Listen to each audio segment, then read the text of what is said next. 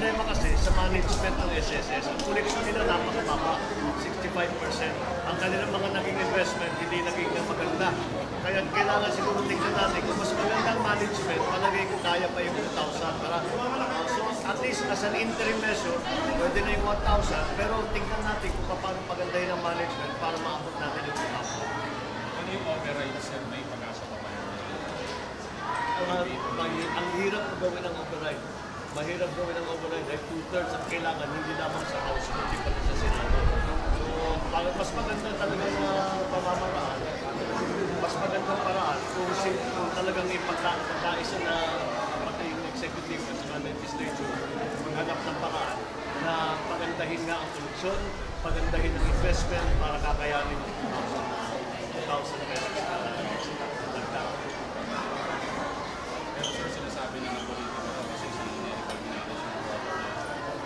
yun na nga problema eh, kaya tayo nagkakaganto eh. Dahil kahit na yung mga patulong talaga sa tao ay ginagawang politika. Eh, dapat kahit sino ang sumulong ng kanyang klaseng bakas, kanyang klaseng proposal, kung ito ay magiging ikabubuti ng tao, eh hindi lang natin kailangan tignan kung saan nanggaling yan.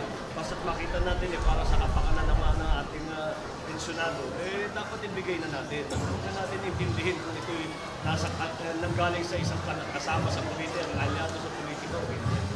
Hindi tama na yan, kaya tayo nagkakaganto eh, dahil puro politika ang ginagawa. So sir, ano ang alternative po ninyo para maipapag-po itong 2,000? Para makipagod. Ano pong alternative ninyo para Ako ang tingin ko is bad management ng SSS. Dati kaya nila yung ganyan. Ang koleksyon nila mahaba. Ang investment nila, ang hina ng kita. Kailangan siguro tingnan natin ang record ng mga managers. At pagandahin natin yung record ng mga managers. Tulungan natin sila para mas maganda maging performance. Eh, palagay ko kung nagawa yun, kayang bayaran na yung 2,000. Pero hindi ba dapat bawasan po yung napakalaking sweldo sa kalawan sa mga Isa pa yun, kalaki na nga eh, hindi napapakinggan ko rin. Alam mo, okay lang sa akin na malaki ang kanilang ipinagawa ng sinesweldo kung maganda ang kanilang nagagawa. Eh, mukhang hindi. Kaya siguro, performance-based na ang gawin natin sa sweldo. Tingnan natin kung sila nakakakolekta, kung sila kumikita, at sila nakakapagbigay ng benepisyo sa mga. Sir, yung SSL board, ipapasama nyo niya na pag-ulik ng session ngayon. Pabalik, no? Pero paano kaya kung i-veto naman ito ng Pangulo?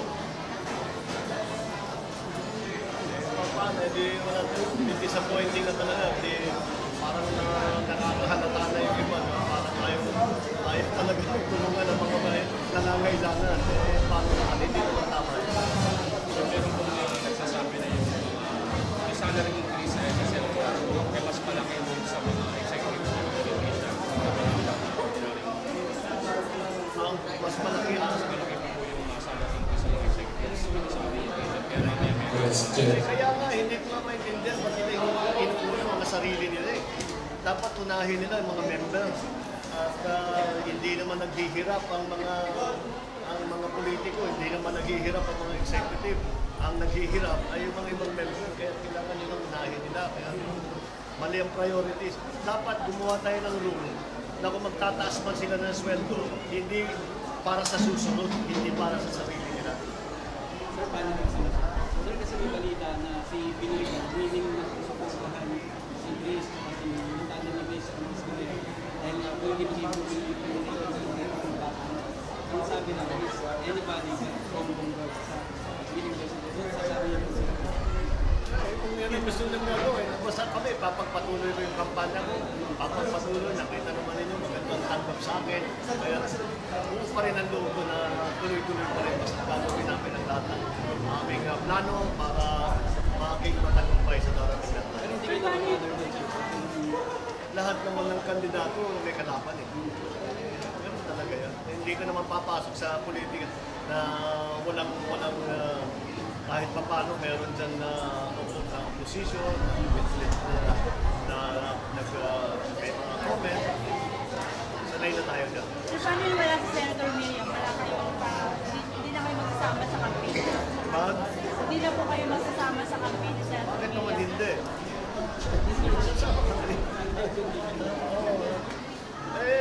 Yun na nga, sinasabi nga namin kung ano basta kaya niya, hindi nga gawin namin hanggang kaya niya.